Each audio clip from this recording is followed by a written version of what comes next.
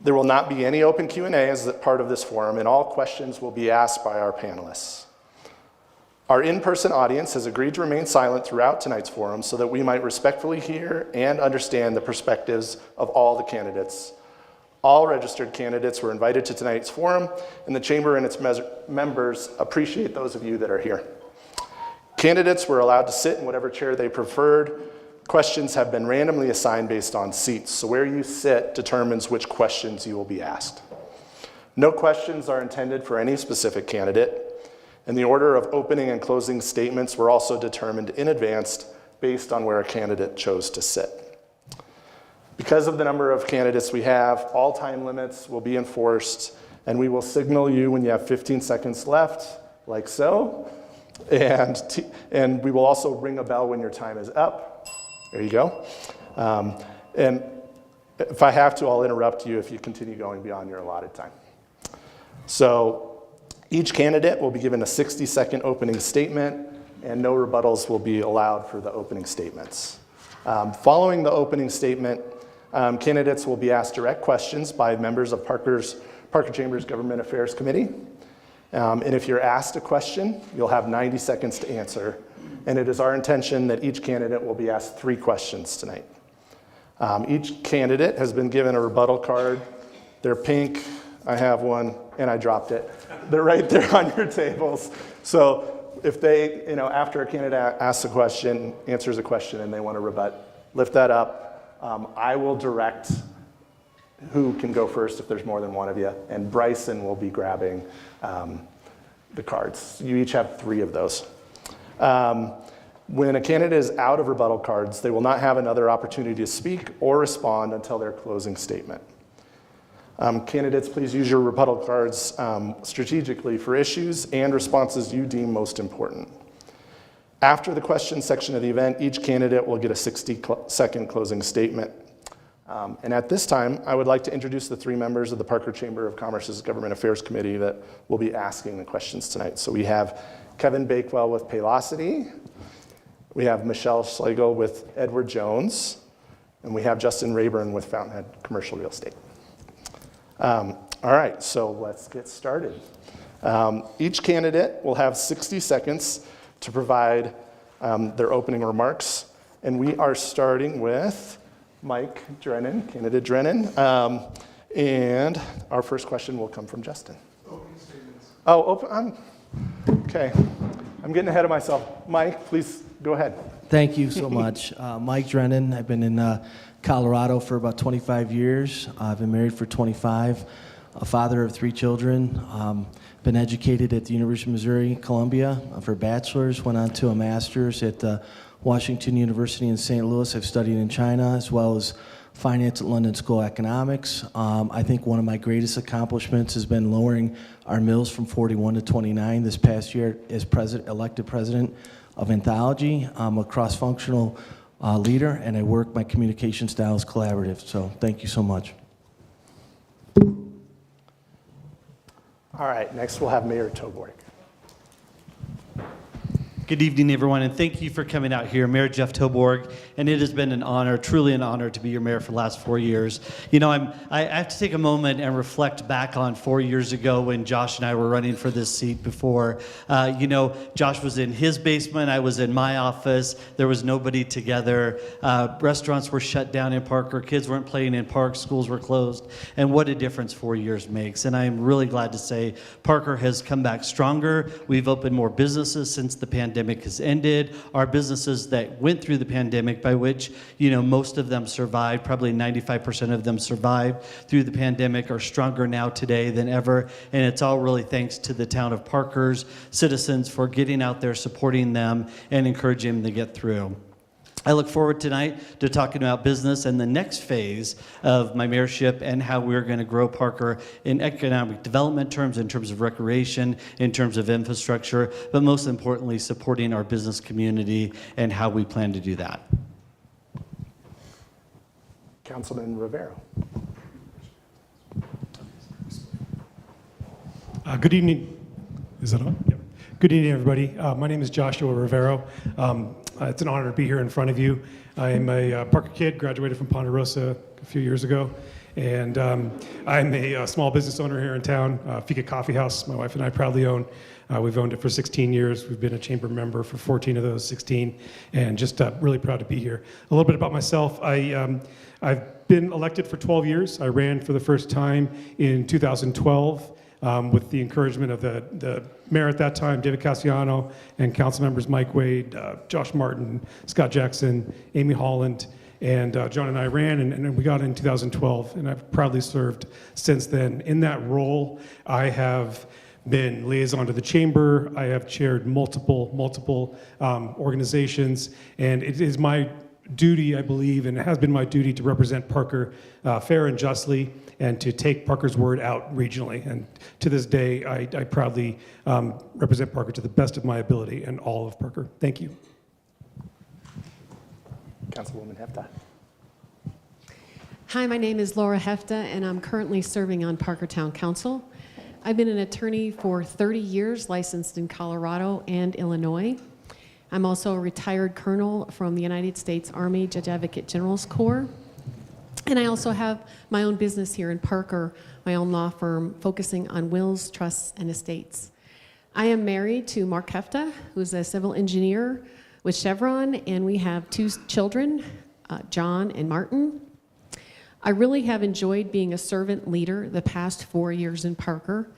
There is a lot to learn when you serve on town council, and you really have to try to get up to speed to learn taxes, housing, transportation, economics, small businesses, to name a few. So I'm really looking forward to serving you in the future. Thank you. You got the gist. Councilman Diag, please. Hello, everyone. My name is John Dyke. I'm a Town of Parker council member for 12 years. I've been in Parker for 41 years, in the town limits for 27. I have been, my professional career, I have been a Parker Chamber member, I think, all but maybe a year or two. In previous life, I was a shareholder in a professional service company here located in Parker. I am currently a financial planner. I live in Bradbury Hills with my wife and 3 kids, 22, 20, and 17.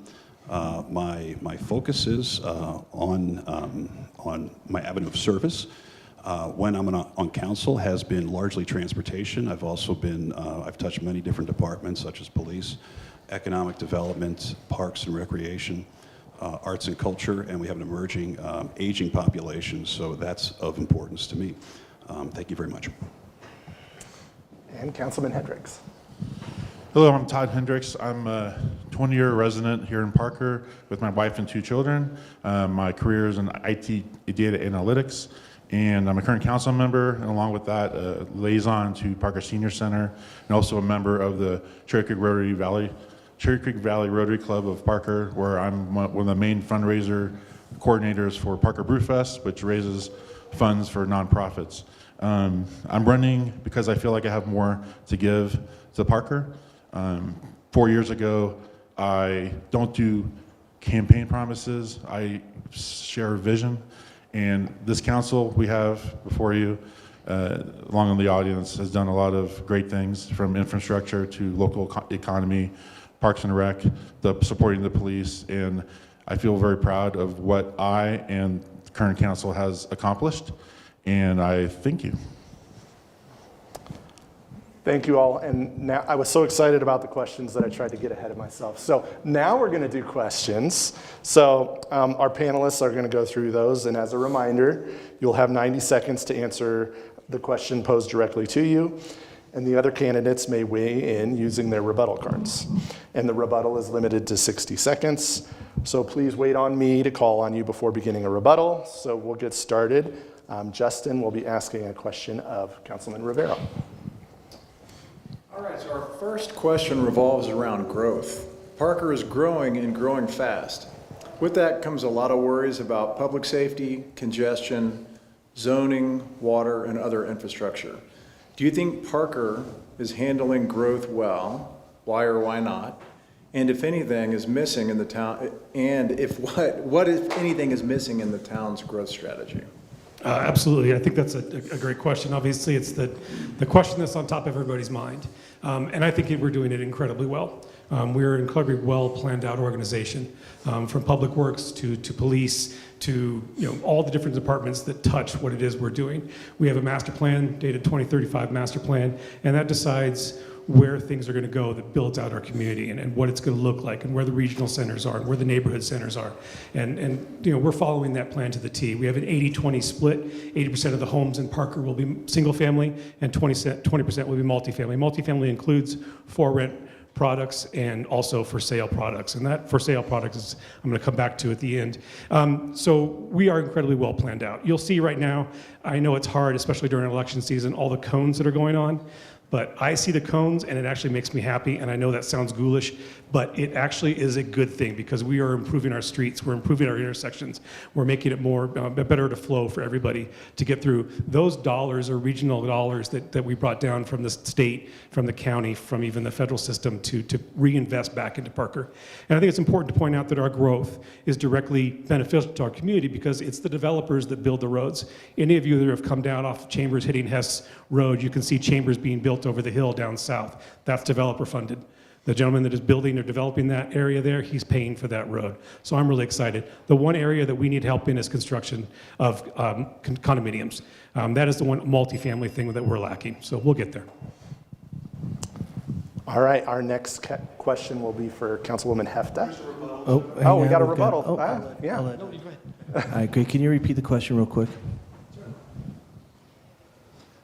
Parker is growing and growing fast. With that comes a lot of worries about public safety, congestion, zoning, water, and other infrastructure. Do you think Parker is handling growth well? Why or why not? And what, if anything, is missing in the town's growth strategy? First, I want to say that I think we're all up here because we love Parker. We think Parker's a great community. I also want to say that everybody's going to have a different opinion. So with that said in mind, I think when you start looking at safety in Parker, one of the things I would look at is law enforcement. And we just spent $35 million on a brand new town hall. Could we have expanded law enforcement? Could we have added 2 SROs to every school? I think those would enhance and give the folks of the community a lot more sense of security. I think it's a very good spend. Those are gonna, they're gonna debate this. In addition to that, I would say responsible growth. That $35 million was paid for in cash from funds. I think it would have been better funded if we would have taken out a bond under 5% and reinvested that money additionally in maybe a senior citizen center or something else for the community. Thank you. All right, Mayor Toborg. I needed an add-on card, not a rebuttal card, but I just want to note too that, as we develop, as we build out the last, 25, 30% of our town, the council and I have taken great honor and pride in the fact that, when a developer goes and brings a plat to us, they still have to pull back about 40% of that developed land for schools, for parks, for open space, for sidewalks. So, while they could have developed the whole 100% of that property, this council takes very, very good care of the land around it, making sure that they're not able to develop on all of it so that we can still continue to have those open spaces and really that sense of community that we have. If you get out on the Cherry Creek Trail, you see it. You see so much open space and stuff, but as you're going down Parker Road, it obviously seems a little bit more congested. And to Josh's point, I'm really excited to end the cone zone wars for the season. Thank you. I just want to touch on one point. That point is the funding for your town hall. When we went out, I'm going to talk really fast. I talk fast anyway, but we got limited time here. So when we went out, we built the police station, we built the Pace Center, we built PWAC, which is Public Works. We built all of these things on COP bonds. And when we did that, folks looked at us like, why are you financing Save Cash? Well, then COVID came and we got a 2-year windfall of sales tax dollars. It's not anything you can budget on. This is a one-time thing. This is not something that we can budget on over a 10-year plan or over anything like that. So what did we do with that? We put it into a fund and did exactly what those folks asked for 10 years ago and paid cash for an expansion that was 10 years out of date. Go ahead, Councilman Dyke. All right, I'm going to sit because there is a significant edge here. I tend to move, and I don't want to be in the hospital just yet tonight. So I'm going to try to sort of touch on the things that weren't touched on. My apologies if I'm redundant, but I think from a growth standpoint, we have other special districts. We have Parker Water and Sanitation. We have other sanitation departments, which do other services such as water. We have South Metro Fire. So anytime an application comes in, we refer out to ensure that they can handle what is the growth that is coming into this town. Josh and Jeff mentioned the cone zones. Our Public Works Director a couple weeks ago in a study session indicated this was largely the largest amount of spend that we have had on roads.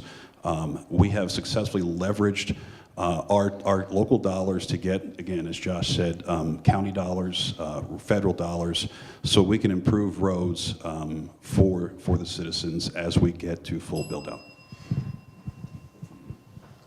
We doing Thanks. one more rebuttal? Yeah, we got one more. Okay. So I think part of your question was public safety. So I think Josh did a great job on explaining why they paid off what they did and why they invested in the community, and I think that's wonderful. But I'm not sure how City Hall is going to really improve the quality of life for everybody here in this community. In addition to that, he talked about how we paid off a bond. That bond was 12.5, roughly 3.25%. The S&P 500 returned 15% in the last 10 years. We actually lost money as a community by paying off that bond. We could have made money if we would have just left that bond in and then reinvested that money. Instead, we chose to use cash and we liquidated that. We lost basically 12% on our investment. So it comes back to fiscal management. If you think a city hall is right and you want to pay cash for expenditures, wonderful. But I think building more police structures and building more SRO officers in the community will pay dividends. Thank you. Any more? we wait? No, we got one more. All right. I'm trying to burn through mine, Mike, so keep me good, okay? Again, I think just to respond to Mike's comments, I'm on the Investment Advisory Committee in the town of Parker. As with any kind of funds that we have an investment policy statement which is incredibly conservative. We cannot invest in S&P or any kind of equities at all. We can only invest in highly liquid government securities and other funds, if you will. So that is what we do with our excess cash.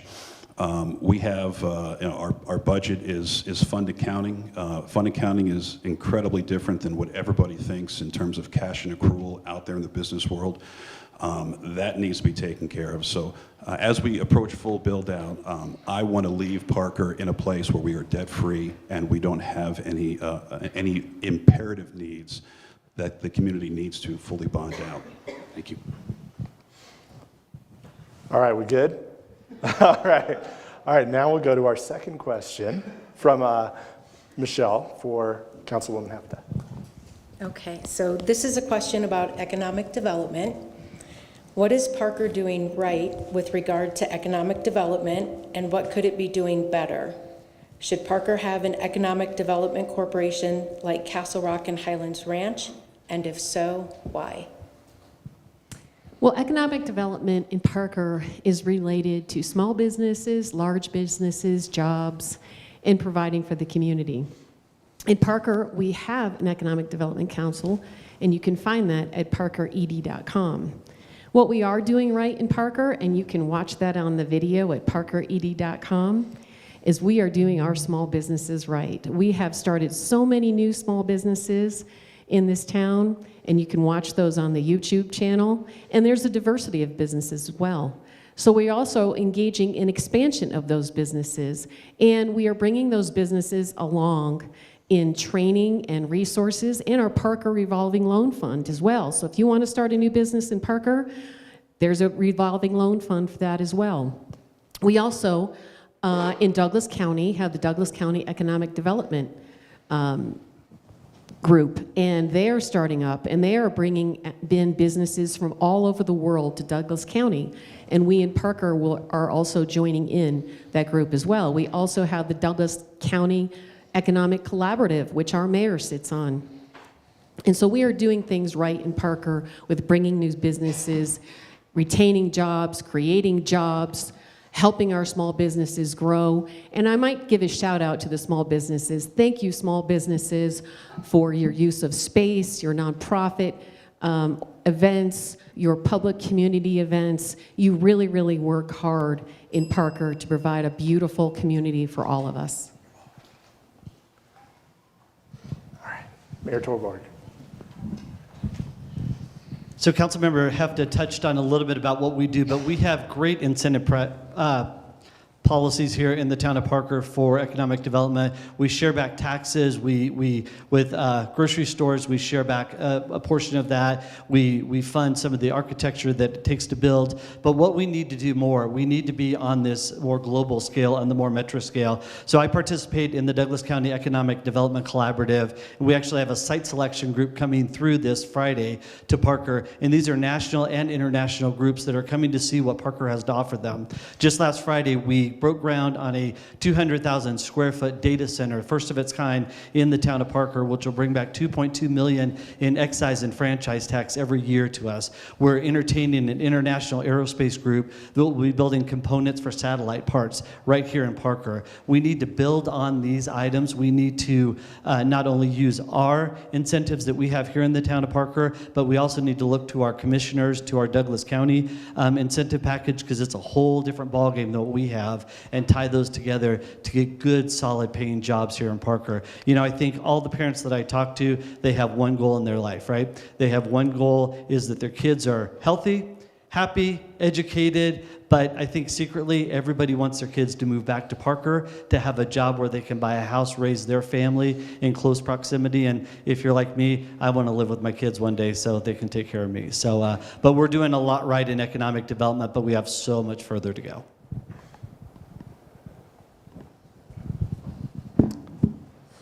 All right, our third question from Kevin will be for Councilman Dyak. Now, a question about small business. The most common complaint the Chamber hears from small businesses is the slow pace of permitting in the town of Parker. They say it takes too long to open a new small business here, with many entrepreneurs burning through precious capital on high commercial rent, thus unable to open their businesses. What can Parker do to ensure that business permitting and approvals are moving at a pace that is fair to these business owners? Thank you for the question. To me, I think permitting is always a challenge, whether it's for developers or for small businesses. If a small business is building a construction, a new build, if you will, we're very aware that time is money. We continually look inward. We have updated our policies many years ago. We found out that fire was the laggard in terms of identifying what the turnaround time was. It was delaying that. So what we did is we brought that in-house in order to speed up the process. We also invested in software. Track It is a software that is used to show applicants real time how their permit is progressing. The biggest challenge I think that Parker has is our external referral agencies. Not to throw them under the bus, they're doing the best they can, but it is a process, and just because Parker gets the application, we have to then turn around and again give it to the school district, give it to the water, give it to fire. And fire still has a small role in that. So that's the challenge. We're continually trying to help small businesses, and partnership with the chamber. Hopefully, continued dialogue and getting your boots on the ground information, I think, would be incredibly well received by the town here going forward. Thank you. Good timing. All right, our next question will be for Councilman Hendricks from Justin. All right, this is a question about education. The Douglas County School District will again push for a bond issue to pay for desperately needed repairs to existing schools and the construction of new schools to cope with the county's expanding population. However, voters have been resistant to invest in public school infrastructure. What is your position on the current bond request, and should Parker voters be supporting these types of investments? Well, I believe there was a school recently that had sewer problems and they closed because of old equipment. There's definitely a need for improvements at schools. I'm a parent. I support our schools. To me, children are our future. It's an investment. I've seen schools fall apart. There's older schools that have been neglected. I, as a parent, would support supporting the bond issue because I see the need. As far as other citizens, that's up to them. But schools improve property values of your homes. It improves the community. And if we don't support them, that crumbles. Thank you very much. First, I'd like to say that, prior to running or potentially being elected to council, I met with Aaron at the school board twice personally. I think I think we need to be, the school board's a stakeholder in our community without a doubt. I think Aaron's done a nice job on trying to solidify the school board. We did support one of the tax initiatives last year the community supported to pay for teachers. And I think one of the reoccurring themes was we want to match what's going on with the Cherry Creek school districts. I don't want this to turn into a debate about the school district because I do think we need to invest. But I also think the school board needs to look at how they're investing their money. Recently, in the Legacy campus, they created a training program for electric cars. I think it's awesome. But could they do a private-public partnership on that training to help save us? Are there cost-saving initiatives that the school board can do that could help increase the infrastructure? Again, I don't want to get in a debate about the school board out of respect for Aaron and everything they've done, but I think everybody in the community wants safe and sound schools, and I think that they are a current stakeholder, but I think they need to be a little bit more transparent on how they manage their funds. With that said, I do not support the current initiative for the infrastructure. I would support a cross-functional partnership where we sit down and collaborate on spending and we create a 5-year plan. Thank you. All right, next question will be from Michelle for Mr. Drennan. Okay, so this is a question about county government and how it impacts Parker. In the 2024 legislative session, a state measure was considered to require counties over a certain population threshold to have a minimum of 5 commissioners. Douglas County currently has 3. Given the newsworthy infighting among the 3 current commissioners, do you believe that the number should be expanded to 5? Why or why not? Well, that's a great question, but I think the real question is the county running effectively? That's really what you're asking is, are the 3 doing a great job? I think the county is doing a great job. I think you're always going to have a difference of opinions. That's the beautiful thing about our elections, and that's the beautiful thing about the current board setup. I also don't want the state of Colorado dictating what we're doing here in Douglas County. The real question is the state doing the right things for our citizens? I think every one of us in this room would have questions with how the state's being run.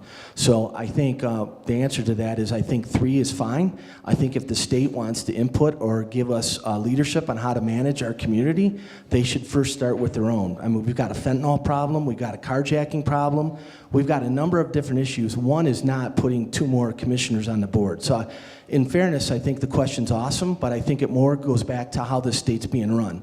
And I like a lot of my, like a lot of my citizens and fellow neighbors have some serious questions about this. So I don't think that adding 2 more commissioners is going to add anything. And I think the infighting is good because everybody in this room, we talked a little bit about the First Amendment this year, and it got some publicity. I think having a difference of opinion is awesome, and I think that's what makes us great. Thank you.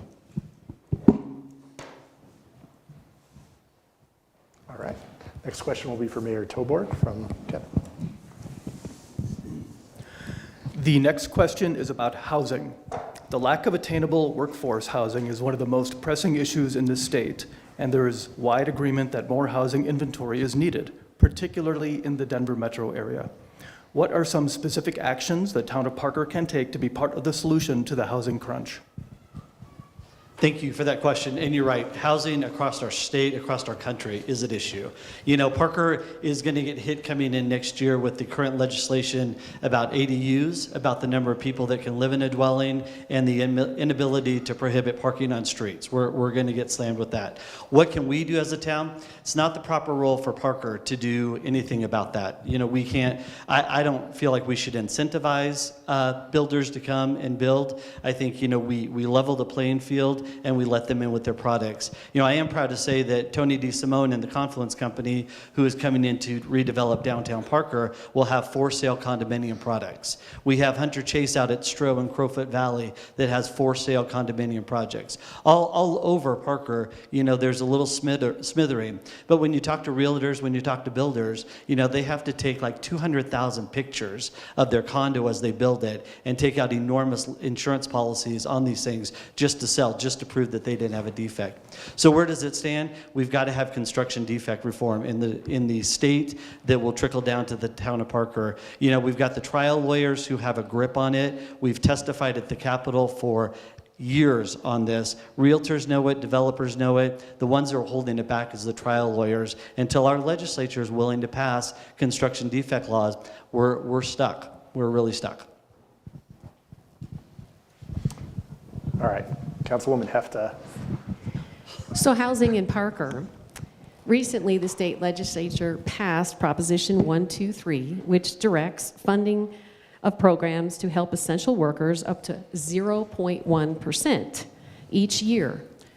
Parker had the opportunity with other municipalities in Douglas County to join into this collaborative, and we did.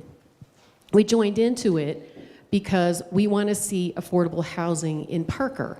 And if we don't join into it, we leave money on the table for other municipalities to get their share of affordable housing in Parker.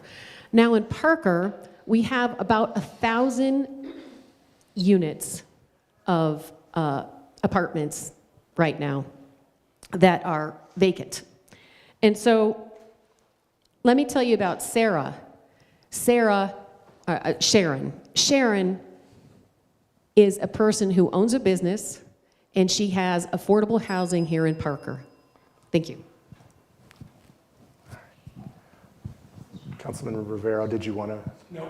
You're good? All right, sounds good.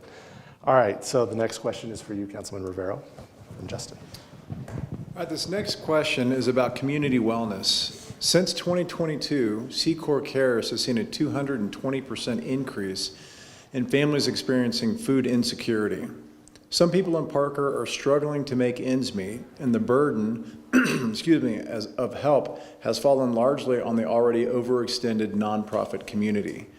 As it relates to policy and budget, how can the town do more to help people struggling with suburban poverty? Thank you. That's an incredible question and timely, as you know.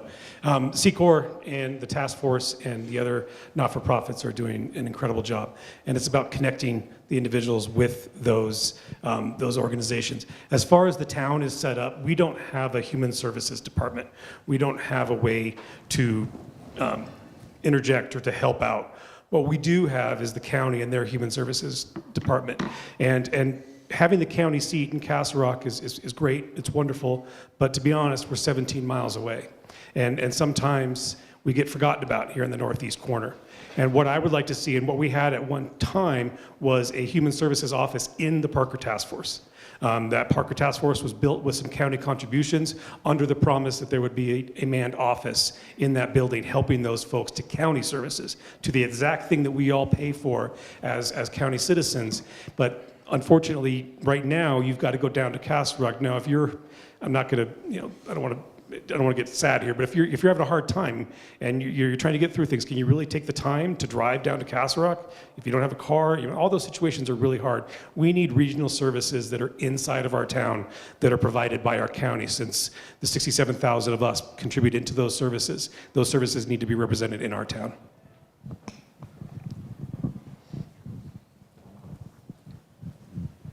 All right, next question will be for Councilwoman Hefta. The next question is about emergency preparedness.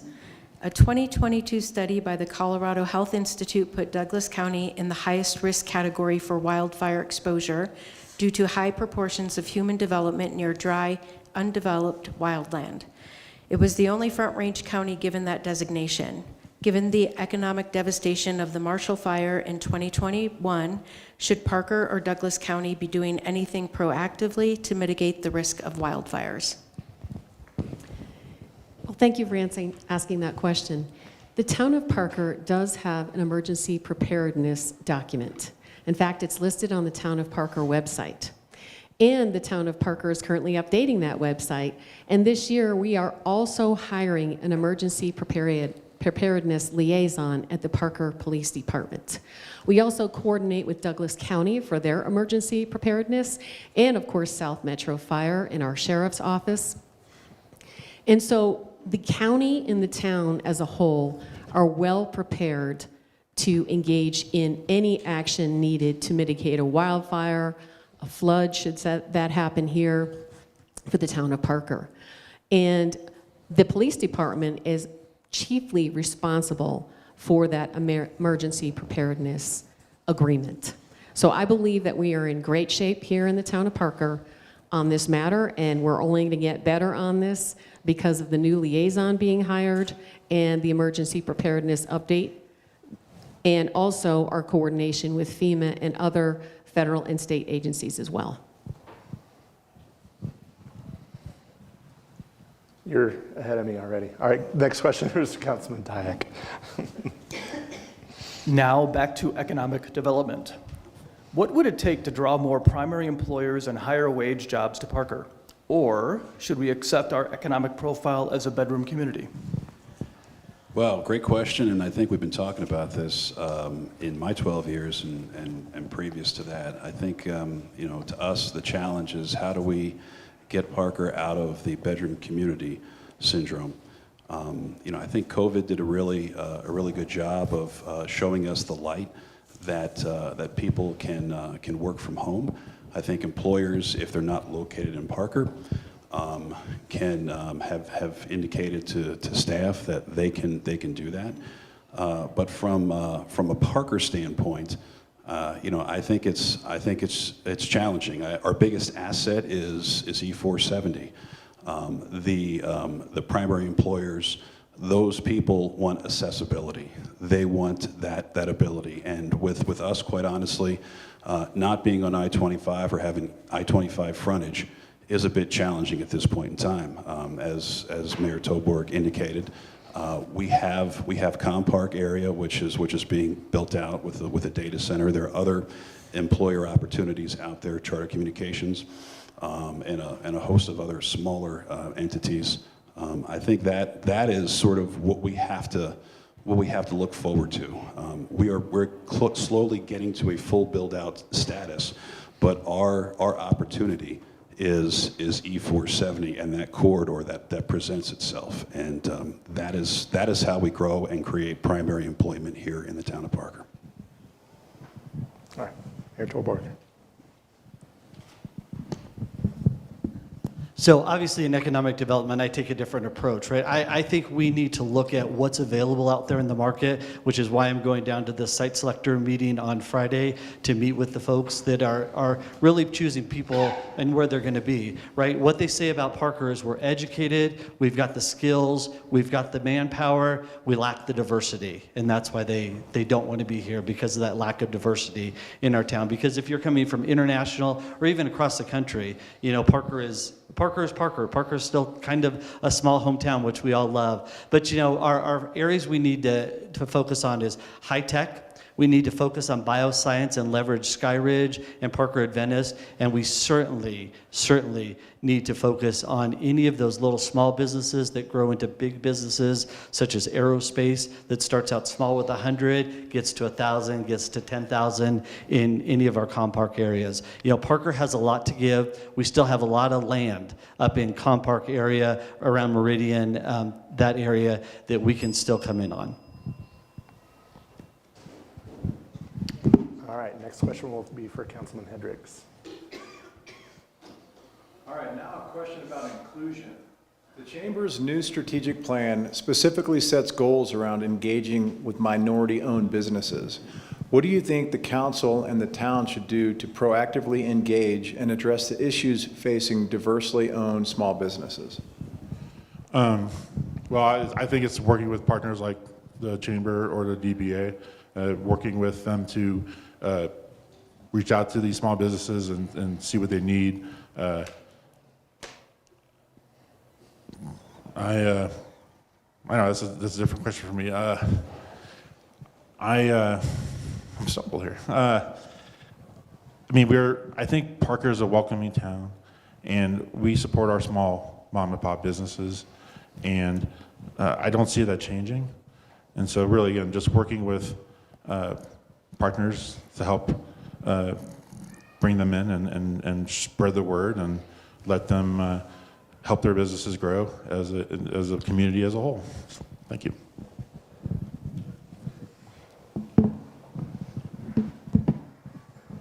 I think Todd's on the right point. It's about understanding and making sure that they feel welcome. And going to every business that opens. And as the chamber for ribbon cuttings and as your elected representation, we need to go to every business that is opening and establish those relationships and make sure they feel included. Inclusion is about being included. And so each business needs to know that they're welcome, they serve a point, they serve a service into this community. And getting out there and getting to know everybody that comes into this community, finding out what they do, finding out what they offer, finding the story, why are they, how do they get into business? What are their dreams? And learning more about that. That's where the diversity comes in. That's what we can do as a government, but more importantly, as Todd said, as our partners could do with the DBA and the chamber. Get out and make sure every business feels welcome. That's what makes us a hometown. That's what gives us the hometown feel.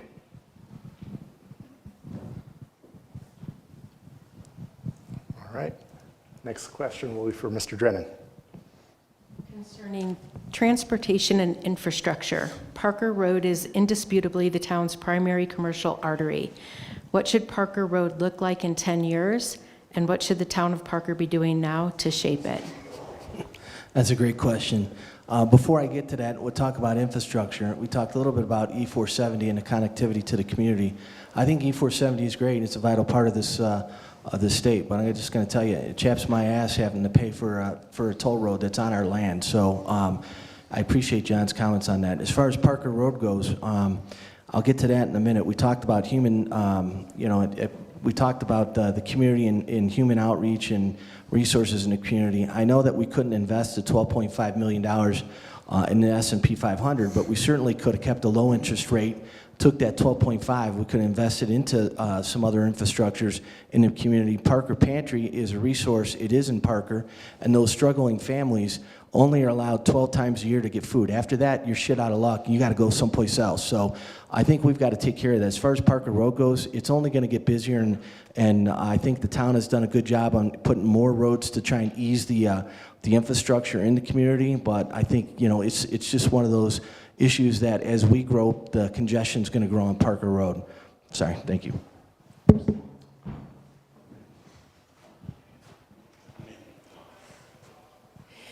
So all types of transportation in the state of Colorado are subsidized in some way. And I'm going to give you some statistics here. 65% of folks drive, 21% work from home, 9% carpool, 3% walk, 2% take public transit, 1% taxi, 1% bike. Transportation is also about road improvement. Hess, Chambers, Parker Road, Stroh, Lincoln, Dransfeld. Our Public Works and Engineering Department, with your capital improvement money and sharebacks from developers and the town of Parker funds, is improving the transportation in Parker. And we're also planning for the future. We're looking at what is needed along Parker Road because there is some open space there. There is some infill. And those private land developers will be wanting to sell those private lands in the future. So we are looking at that right now to determine future zoning in Parker. Was there one more? Oh. He's got it. All right. The question was Parker Road. Is this work? It is, okay. Yeah, Parker Road, the town of Parker did a Parker corridor study. That was largely funded by federal funds coming back to the town of Parker. We leveraged federal funds to bring it back to say, what's it going to look like? Obviously, with CDOT being financially and fiscally constrained, they are largely a maintenance organization right now. They do some new development, but our issues here in Parker are not big enough for CDOT to take a look and say, hey, let's help with Parker.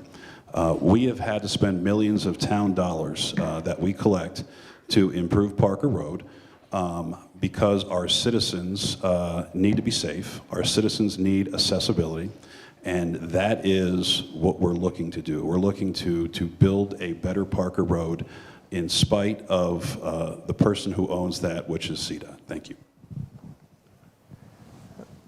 You're good, Todd. All right. All right, so our next question will be for Mayor Tilburg. We have a question about economic development.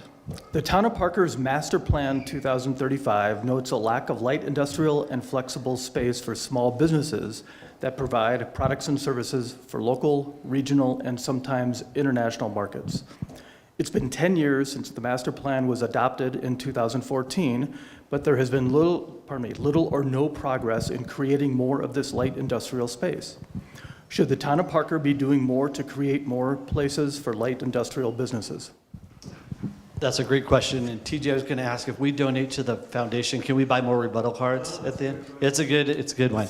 To that, you know, one of the simple but complex answer is, right, you can't buy more ground, right? And if we could, we would certainly buy more ground. You know, the moratorium was put on storage units for that very reason. So we'd get more light industrial in that area. And certainly as we grow to the south and west, there's those opportunities for businesses, but not the light industrial. So it's really relegated up to the property by the hospital for biosciences, aerospace, and certainly up at Com Park. You know, I think future councils are going to have to, if they want Parker to be competitive in the economic development space, they're going to have to look at annexing land to bring into the town of Parker. And usually we say we don't want to annex because, you know, with residential, we don't bring the tax increment. But when you bring in commercial land, that's a whole new ballgame, right? That's franchise tax fees, that's incentives, that's sales tax that you want to bring in. So I think the town of Parker, you know, with the master plan, we're going to have to look at that because you're right, we're low on land. We're going to have to look at a part of that is increasing the land, annexing, but then really looking at the land that we do have and taking great stock in that and what we do want to put there.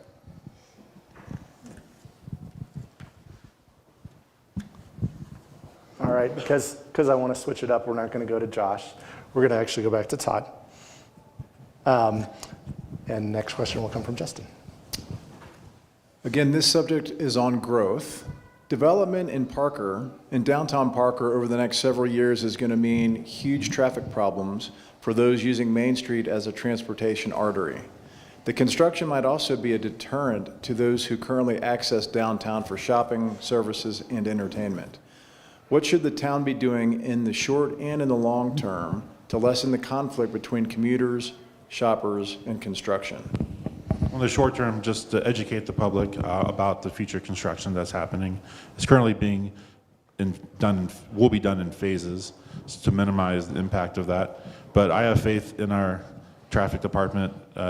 There's obviously cones all over right now, and they do an excellent job of directing traffic and telling the public what's going to happen. It will be a pain, but I think in the end, we're going to see a better Parker with My Main Street project being completed in hopefully 5-6 years. And there are alternatives to get to where you need to go, east and west, Pine Lane and Hess and Hilltop. But it will be a challenge. But again, I have complete faith in our traffic department and our communications department within the town to let us citizens know. They're doing a tremendous job with all the cones out there right now with the expansion or improvements at Parker Road, the improvements with happening with Dransfeld and Stroh Road will be coming along too, and Chambers Road, which isn't quite impacting them since there's no homes there. But there's so much infrastructure improvements happening right now. It's unprecedented. And I think we're doing a good job, and we'll continue to do a good job. All right, next question will be for Councilman Dyak. On the issue of public safety, with the rapid population growth in Parker and Douglas County, what should the town and the police department do to stem the potential impact of increased criminal activity? Thank you very much.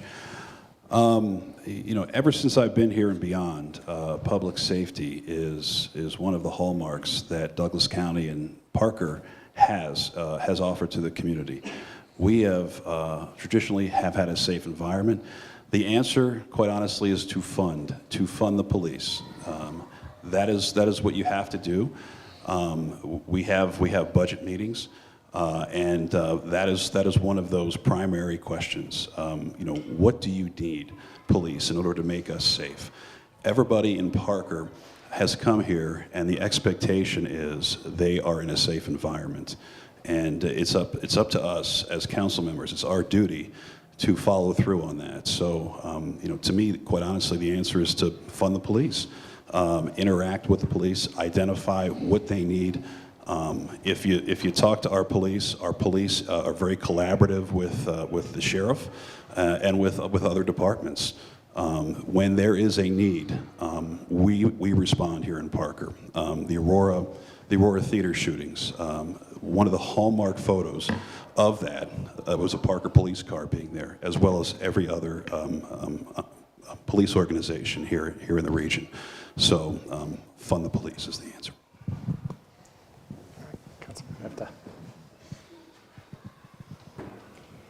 So speaking of funding the police are funded at $24.6 million per year for their budget.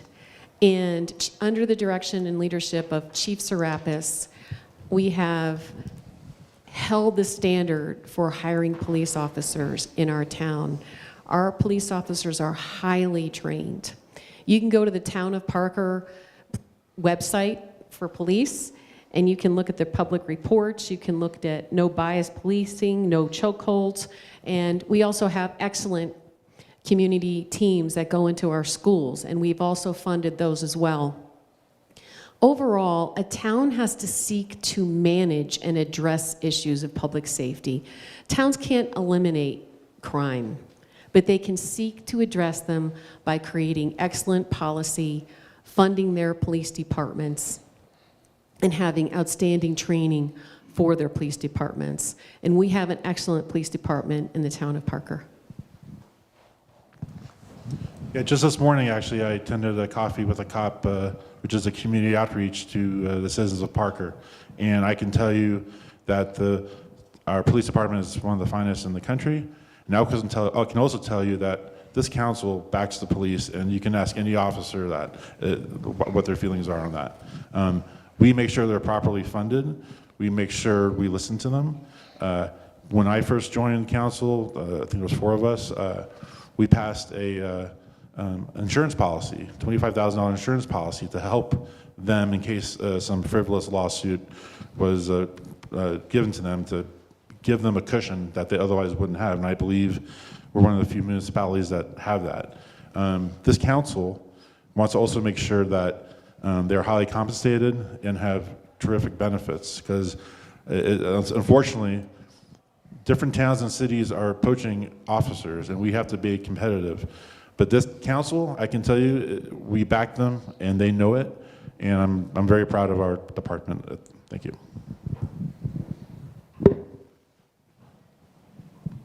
All right, next question will be for Councilwoman Hefta. No, Councilwoman Hefta. No, you're good. On the topic of taxation and revenue, what is your opinion on Parker's current revenue model? Should the town be generating more or less revenue, and how does that relate to increasing demands on services and infrastructure as the town grows? Some examples of the services and infrastructure include road maintenance, police, park and recreation. So currently the town is at 2.602 mills in Parker, and that's for 23 and 24. The town has eliminated debt with the Public Works and Engineering Department and the Parks and Rec Department. And so the town is fiscally responsible. And I think the current debt right now might be about 23 million. The budget of Parker is about 194 million for the next year and about 247 million for this previous year. The town manages its through its finance budget through its finance and budgeting department. And the tax rate in Parker is 3%. Again, 2.9% goes to the state, 1% Douglas County, 1% to a special, 1.10% to a special fund with the RTD and science and fund. But I think we're doing a great job of managing our debt and the growth that comes in. We have a steady rate of growth, about 8.76%.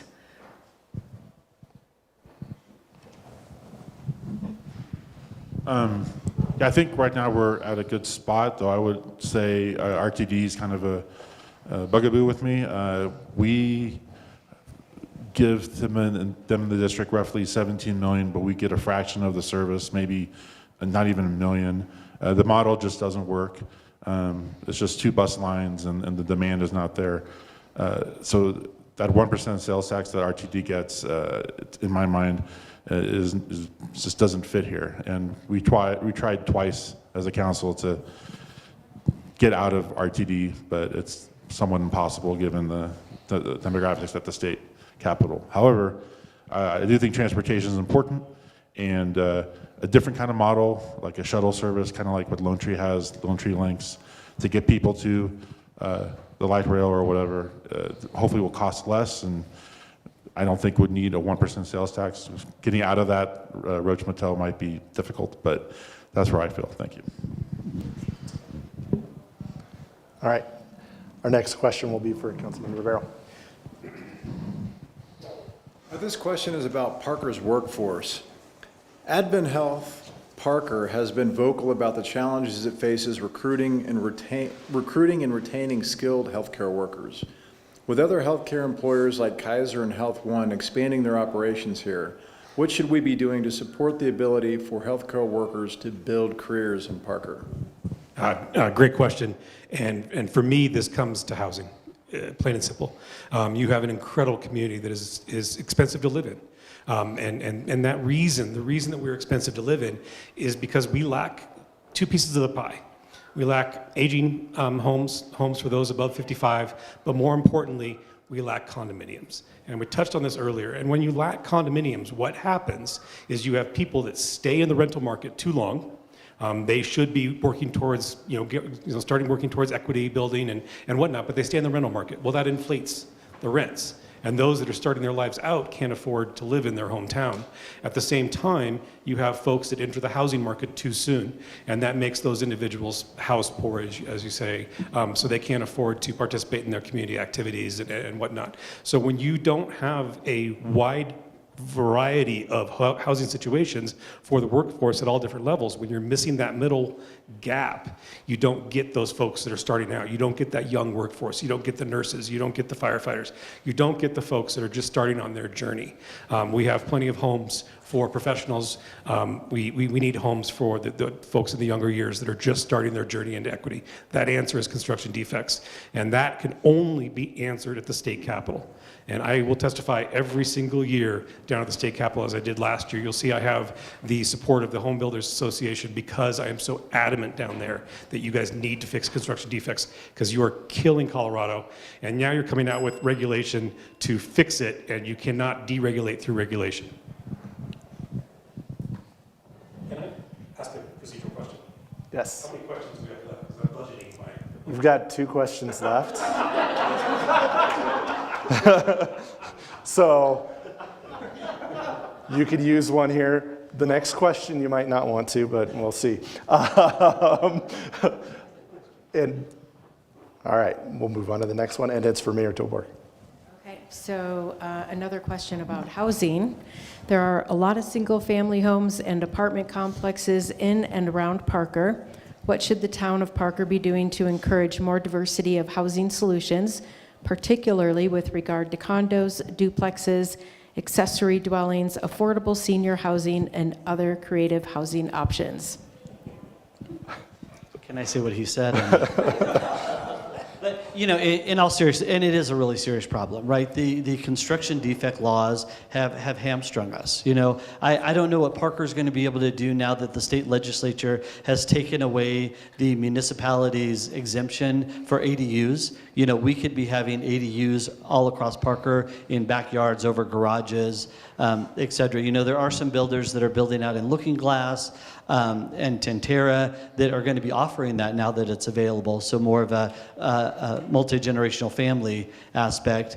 But it's hard. But to get back to the question on healthcare just for a second, you know, people aren't, housing is one aspect of the healthcare issue, but people are leaving nursing, they're leaving medical, they're leaving these fields in the droves. And I think one of the aspects that's really good that Douglas County Schools is doing is they've got their CNA program, their RN program that they're going out. You can graduate from high school with a CNA and then go in for 2 more years of nursing school to graduate with your BSN. You know, that is going to help in the medical field, getting those folks in. Housing is one aspect of it. But, you know, really in terms of housing in the town of Parker, you know, it's what Councilman Rivero said. We need senior housing, we need condos, we need apartments, we need multifamily, we need single family. You know, the list goes on and on. We need a mixed bag. All right, so here's our last question for Mr. Drennan. And the last question is about economic development. Great. Residents of Parker frequently complain about the same businesses popping up in Parker: chicken restaurants, car washes, gas stations, and more. What can the town of Parker do from an economic development standpoint to better diversify the type of commercial development occurring in the town? That's a great question. You know, one of the things is if we have certain businesses come in, we can't pick and choose which ones want to do business with us. It just wouldn't be fair. Again, out of fairness for the businesses. But I will talk about just a little bit about the tax. We came up a few minutes ago. I do think one of the things we can do for businesses, and I think for the citizens of Parker, we can cut the tax. We can cut the tax on diapers and feminine products. We can add a tax on cigarettes if need be. But more importantly, you're talking about business and trying to limit what businesses come in. I'm going to be honest with you. We had an 18% tax increase in sales tax. We just had a 3.75. So I don't think we should be talking about limiting. I think we should be talking about how we're going to spend our money effectively in this community, because we've got slightly an issue. When you look at the budget in 2024, page 51, the ending fund balance was negative 29%. You can look that up. After transfers and adjustments, we're down 6%. Regarding, you know, as far as condos and asking the state of Colorado, for me, amen. That's what I hear after a prayer. I mean, there's just no way. So I don't think we should be looking at complaining, do we have too many McDonald's? Do we have too many car washes? I think the real question is, how do we structure business to do better things in our communities? The broadband here sucks. If you have a cell phone, it drops all the time. A lot of us live in the communities. We work from home. So I think we should be looking for solutions. We should be cutting taxes, and we continue to be more business friendly. I think that's the answer. Thank you.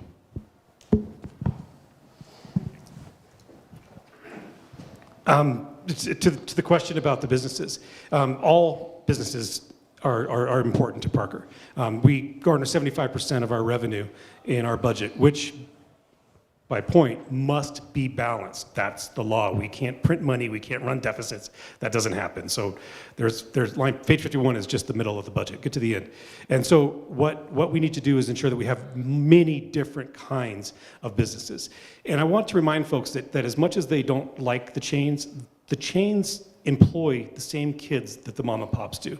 And that's what's important. It's workforce. It's getting teenagers jobs. It's getting people to come into this town. I would love to see more mom and pops, and I think they're coming. When we did the My Main Street program, we found Confluence Companies and Tony DeSimone. And Tony's commitment to, if you go down to Castle Rock, to filling his buildings with Colorado-owned companies is coming to Parker. You're going to see mom and pops at the storefront level on Main Street. The chains have a place. They have a place in the strip malls. But downtown, you're going to see Colorado mom and pops, and this town loves their mom and pop shops. I and my wife know for a fact. That was our last question. I think you've got one rebuttal left, don't you, Todd, if you want to use it?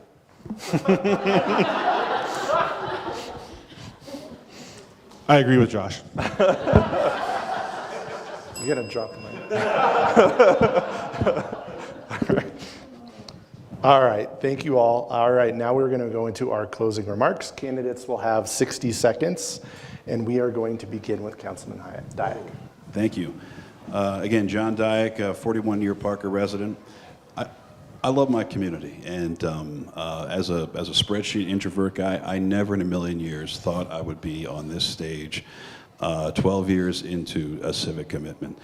I feel I have 4 more years left in me to get back to my community. It all started in high school, Ponderosa. Parker Road was very substandard, and we needed to expand.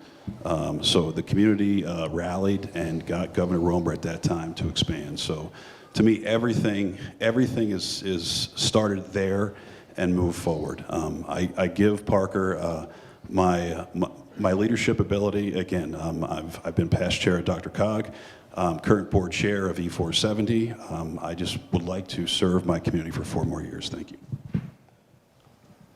Councilwoman Hefta. These past 3.5 years has been an amazing journey on Parker Town Council. I have engaged in outreach into the faith community, our Christian community, the Shabbat Jewish Center, and any other religion that wants to come to Parker. I've sat on boards for Southeast Christian Church. I was recently asked to sit on the Parker Faith Council board. I've helped nonprofits. I've helped small businesses. I am a mom of 2 boys, and I am engaged in the community. I am out there every day meeting and greeting folks and solving problems. And that's what I like to do. I like to solve problems. I like to help folks. And you can read about that on laurahefta.com. I have 52 blog posts which talk about all the issues in Parker. And I really enjoy working with this council. It's been a great council. And I really hope that in the future I get the chance to serve and be a servant leader for another 3 years on Parker Town Council. Go to laurahefta.com to read about the issues. Yep. First and foremost, I need to apologize. I talk fast. That's because I'm passionate. This is my passion. I love this town. And I think that needs to be said, is what is the reason we're sitting up here? Is the reason we're up here because we want to pad a resume, or we want to play to get a higher seat, or is the reason we're up here because this is about Parker? My passion is this community. My passion is this business community. My passion is the town that I grew up in, that my younger brothers and sisters grew up in, and that I want my kids to grow up in. My passion is not about striving for higher office. My passion is not about appeasing one party or the other. My passion is appeasing you. And I think Councilman Dyack said it on the campaign trail quite a few times. The reason I do this is because I feel indebted to my community. This community made me a better person, and I need to make this community a better place through every bit of power I have. I hope you vote for me again, and I appreciate it. My website is joshuaformayor.com. Please go take a look. If you have any questions, just reach out. My phone's on there, and we'll get to you. Thank you. Mayor Torborg. Well, I want to thank you all for coming. I especially want to thank Officer Guzzo for being here from our awesome Parker Police Department. They really are on all of our minds right now. Certainly all law enforcement across the country are on our minds. I spent the last 4 years in this amazing job, right? It's a job that only 5 other men and 1 woman has held, and it is an amazing job. The people that you get to meet, the businesses that you get to help, the Boy Scouts that come to you asking for, what it's like to be the mayor, the school children, everything. It's amazing. But the best thing is when we get to help our neighbors, and the other best thing is when I get to go out there and talk about all the awesome things that happen in Parker. Tonight you've heard about people that want to serve and I think it's admirable, and I appreciate each and every one of them for their service. It's a hard thing, but tonight I also hope we all end this night, regardless of your opinions, I hope we end this night thinking about Florida, thinking about Wyoming, thinking about Idaho, and all the loss of life that's expected over the next 24 hours. Let's put this aside for a second and say a prayer for Florida as they hit their second hurricane in two weeks. Thank you. Thank you very much. I want to thank JT for the invite. Appreciate it. John, you've done a great job as moderator. Once again, thank you so much. I just want to close. First thing, when you talk about why I want to run, I want to make Parker better. I think we're doing pretty good. I just want to make Parker better. The second thing is, I don't know if you guys are familiar with the term, you're either on the table or on the menu. I feel like I'm on the menu. I mean, taxes are going up. We're getting hit with a lot of different incremental spends. The 3 C's of the chamber, the CHU is being a catalyst for business and a champion for Parker. I think that I've lowered taxes in my current elected position as a Metro District 4 from 41 to 29. I'm all about cutting taxes. I don't think we should be sticking it to working mothers with diapers. I think we need to cut some of the taxes. And I think we can do a lot better. The broadband here, we addressed it earlier. The roads are wonderful, but again, we need to improve the infrastructure with the cell phone. Or cellular. I also think we have a chance. If elected, I'd like the community to provide free internet for everybody in this community, because I think it'll be a way for us to connect with everybody, seniors and others. Thank you. Last but not least, thank you, TJ, in chamber. So I'm running because I feel like I have more to give to Parker. I don't view myself as a politician. I tell people I'm a super volunteer. And I just happen to get a name tag that says I'm a council member. The council that sits up here in the audience and elsewhere, we've done a lot of great things for Parker. We care about the community. There's so many accomplishments we've done, from Harvey Open Space to the future Salisbury Park expansion, all the over $100 million worth of infrastructure improvements. And while I have a vote in that, we all do. And we all feel blessed to be here in Parker. And really, Parker is a great place, and we are doing things to make it better every day, given what we are seeing upon us at the dais. Supporting our police department, local economy, the hospital expansion, you name it, things are getting better. And so I look forward to the future. Hendricks for Parker. All right. Well, on behalf of the Parker Chamber, its members, and the Government Affairs Committee, I'd like to thank all of you for joining us today. We appreciate learning more about you and your priorities. And for everyone listening, please be sure to vote in this important election. And this concludes our candidate forum. Thank you for joining us.